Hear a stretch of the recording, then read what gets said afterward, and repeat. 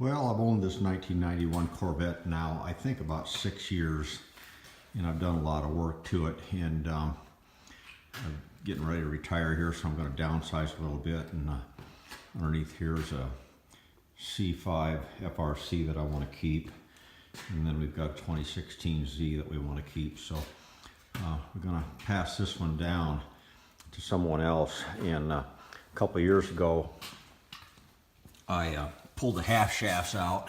You can see them down underneath there. Each side's a half shaft, and put new U-joints in, but I never did do anything with the main propeller shaft, so I'm going to try to pull that out and change the U-joints in that.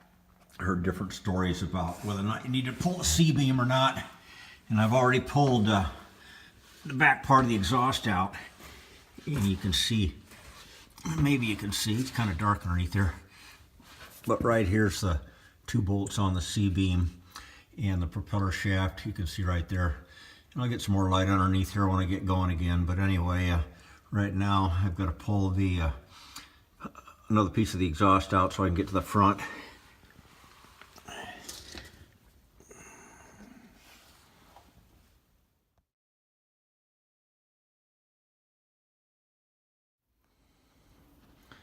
So I'm working right now to get the catalytic converter off the car. It's right below the drive shaft, so definitely gonna be on the way. And been a long time, probably since that's been off the car. I had a little bit of a struggle with this muffler clamp right here.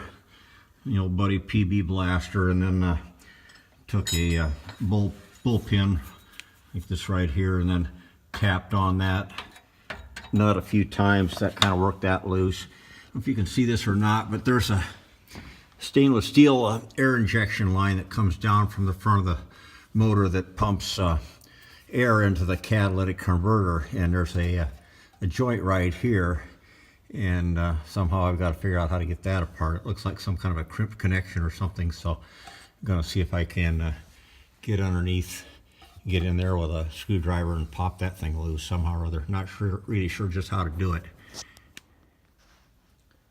So I was successful in getting the catalytic converter off the car. The muffler clamp up front kind of finally broke loose with the PB blaster and tapping on it a little bit and stuff. And this is the same orientation as it sits underneath the car. So the car's right there. There was this little stainless steel clamp on this piece of pipe right there, and that gets air from the air pump on the engine to feed air into the catalytic converter.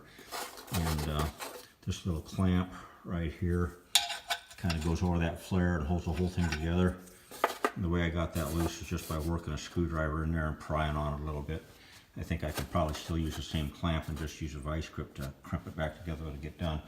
One thing I noticed when I was taking it out is looked like the I don't know if that's the platinum that they all talk about inside a catalytic converter or just exactly what it is, but whatever it is, it's loose. And so I'll probably just try to clean this out and give that a toss. So the back half of the exhaust is out. It's over there sitting against the wall. We got the catalytic converter out, the main cat, and looking underneath the car now. This is kind of what you see right here. This part right here is the C-beam that you hear everybody talk about. A couple of bolts, probably 2 bolts high, 2 bolts low.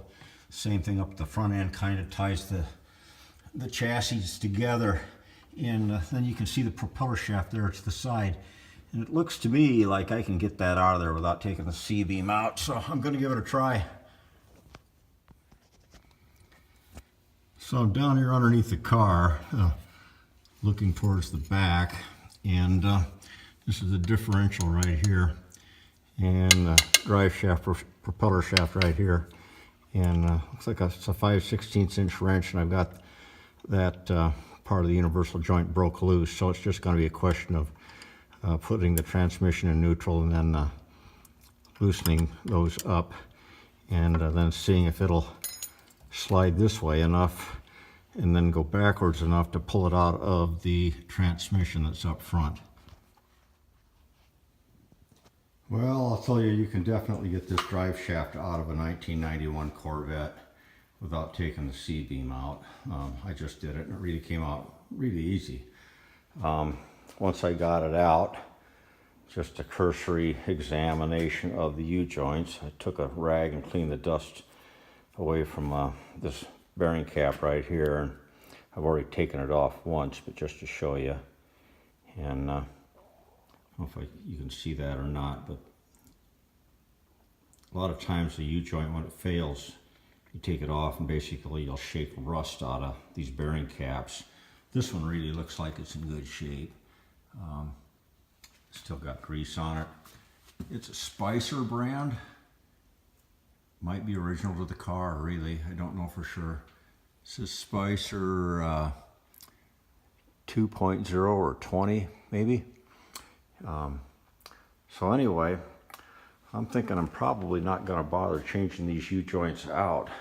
The front one seems to be in really good shape as well. Sometimes you do more damage to parts just trying to disassemble stuff, and if you just leave it alone. So I think that's probably what I'm going to do.